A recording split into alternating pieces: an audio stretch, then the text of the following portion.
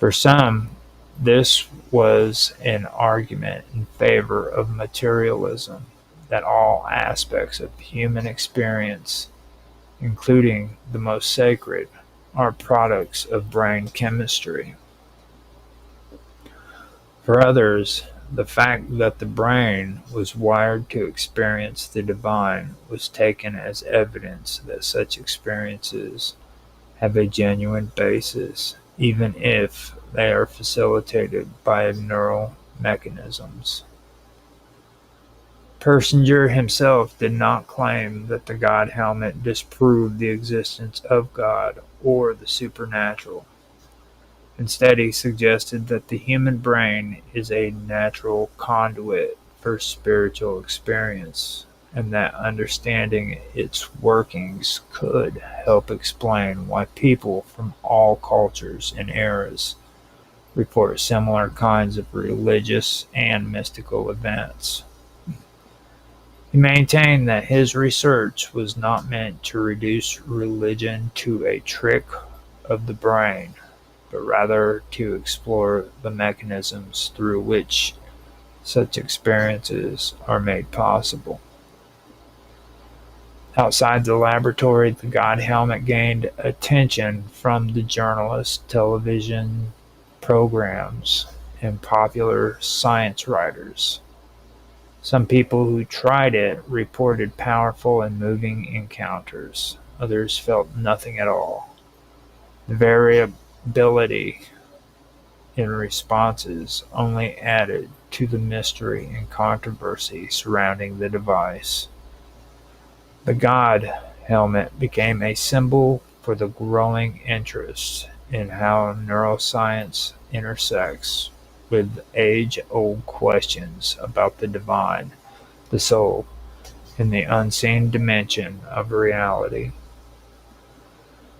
Today, the legacy of the God helmet continues to influence research into altered states of consciousness. While Persinger passed away in the 2010s, his work laid the groundwork for further studies in brain stimulation, including the use of techniques like transcranial magnetic stimulation and transcranial direct current stimulation. These methods, though more advanced and precise than the original God helmet, aim to explore similar questions: how the brain constructs reality, and what happens when its usual patterns are disrupted.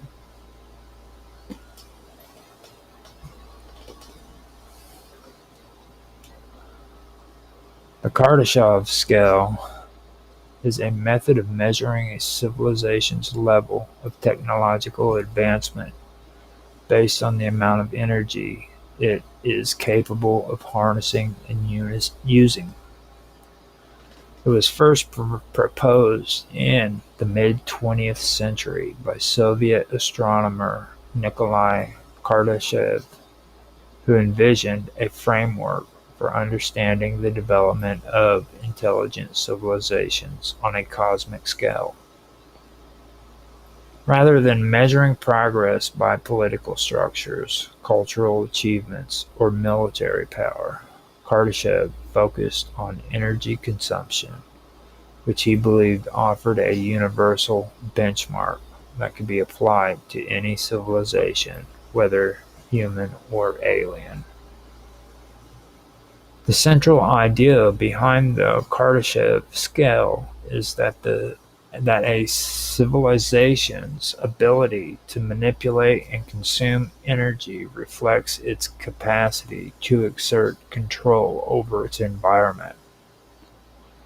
The more energy a society can harness and use effectively, the more advanced it is presumed to be. Kardashev originally divided civilizations into three broad categories: planetary, stellar, and galactic. each representing a different level of energy control. These categories are commonly referred to as Type 1, Type 2, and Type 3 civilizations. A Type 1 civilization, according to Kardashov's model, is one that can harness and use all of the energy available on its home planet.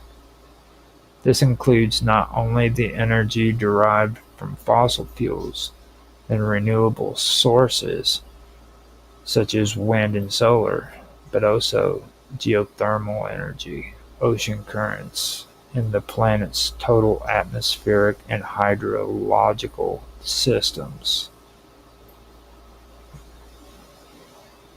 Such a civilization would have achieved complete control over its natural environment, able to manage weather, control earthquakes, and regulate potentially and regulate ecosystems with precision. It would have eliminated energy scarcity, potentially ending poverty and resource-driven conflict.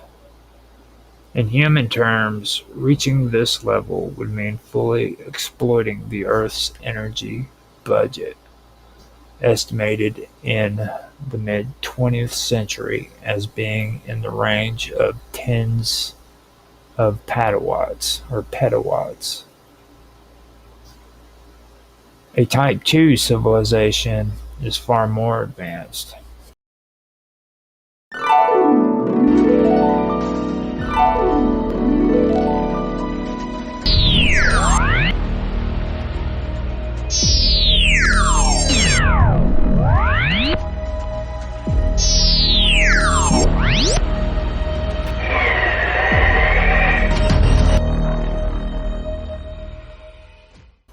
It is capable of harnessing the total energy output of its star, not just the energy that reaches its planet. In our case, this would mean capturing all the energy radiated by the sun.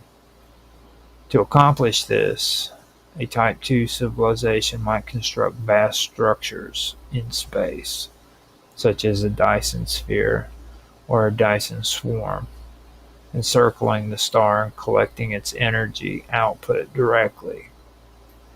Such a society would have complete control over its solar system, including the ability to mine planets, redirect comets, and build megastructures on an astronomical scale.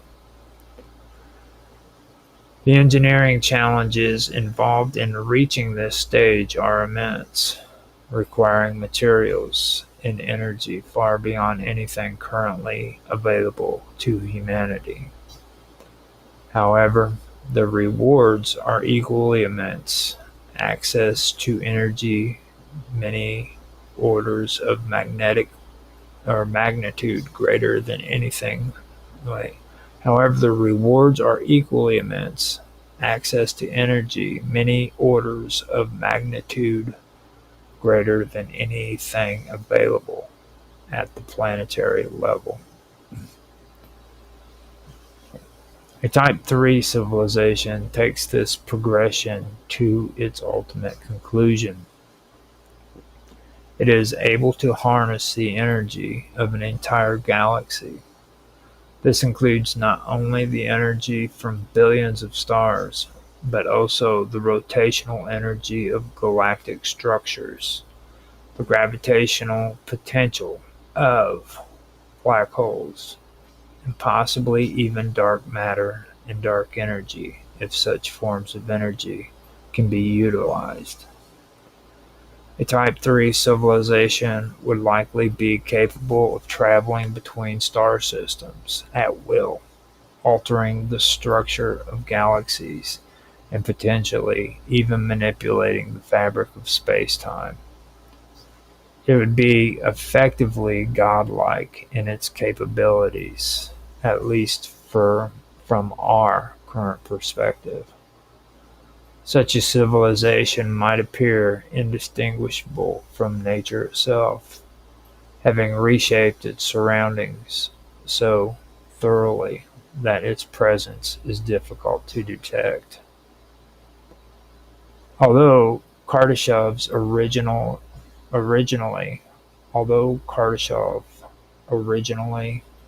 envisioned only three types, later thinkers expanded the scale to include intermediate levels and beyond.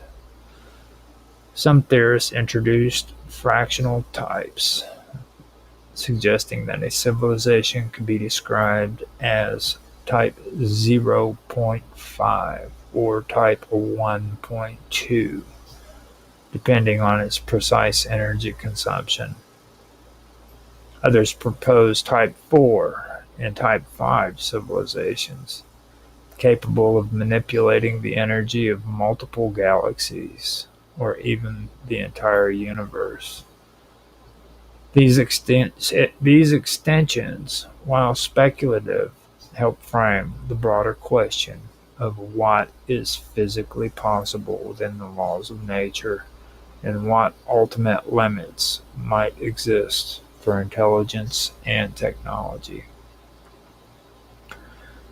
Humanity, as it stands today, is yet even a type 1, is not yet even a type 1 civilization.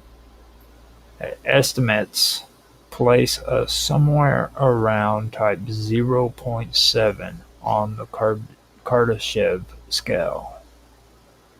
We are still largely dependent on fossil fuels, and while renewable energy is growing, it represents only a small portion of our total consumption.